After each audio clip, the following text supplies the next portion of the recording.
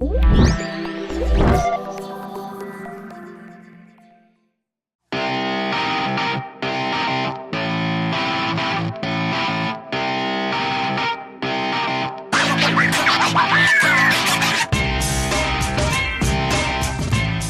the Wannacry outbreak was totally unusual because it was a combination of a self-spreading worm and a ransom Trojan which locks up your files.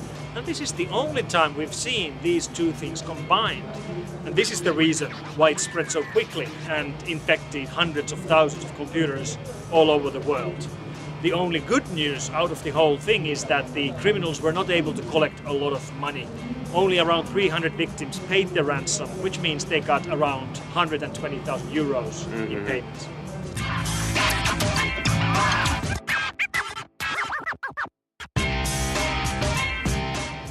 Wannacry was basically only a problem with very large companies. For example, we didn't really find infected home users almost at all. And the reason why large companies were affected was that Wannacry was spreading through a Windows feature called Samba, which really is only used by large companies.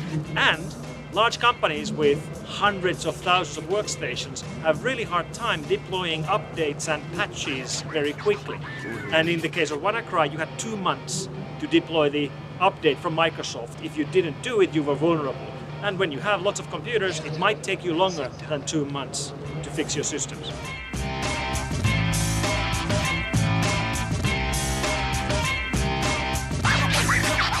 We track right now over 110 different ransom Trojan gangs. So these are organized online crime gangs which make all their money with ransom Trojans. The most successful ones are typically Russian groups, and they've made tens of millions, even hundreds of millions of euros with ransom. But with the case of Wannacry, it seems that this wasn't a normal crime group at all. We can actually link the Wannacry infection to the Swift hack 2 years ago, and we can link the Swift hack to the earlier hack, which was most likely done by the government of North Korea. So it seems incredible, but it actually looks like the attack was done by North Korea, apparently trying to steal money from the rest of the world.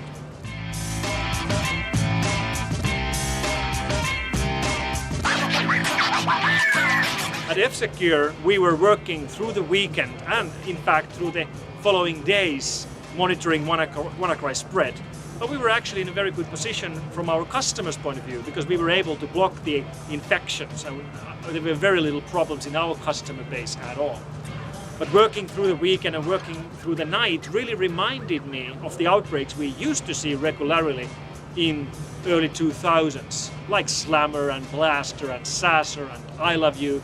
This used to be the norm. Malware would spread very quickly and infect millions of computers. Gladly, we don't see many of those anymore.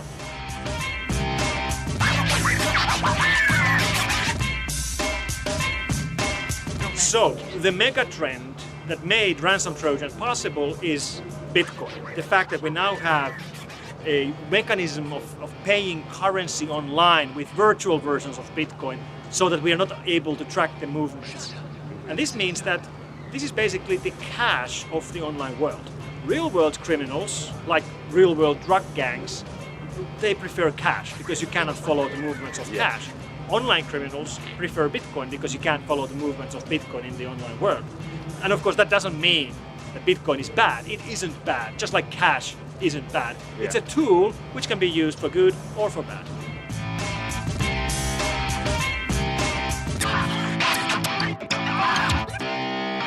In addition of ransomware, we see other kinds of attacks as well.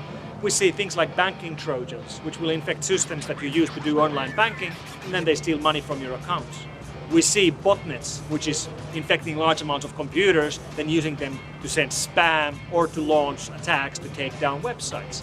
And we also see things like keyloggers, which collect key presses, trying to get your credit card numbers and your passwords collected from your system. But ransom Trojans have been growing faster than any other problem. It's been the biggest problem we have for the last 5 years.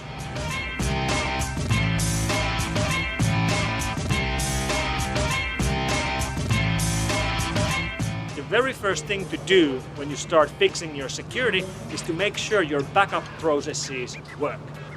Make backups, then make backups of your backups, then test your backups. I mean, backups are the way you recover, for example, from Wannacry. If you get hit by a ransom Trojan, you don't need to pay the ransom. You just restore yesterday's backups and that's it. So backups is the most important thing to do. It's the first thing to do. Then, once you've figured that out, then you take care of your patching and updating process. Make sure all the systems are up to date. And then and only then you start talking about security products like antivirus systems or spam filters or things like password managers. And I recommend password managers to everybody. That's the only way you can actually have unique and strong passwords on every different site.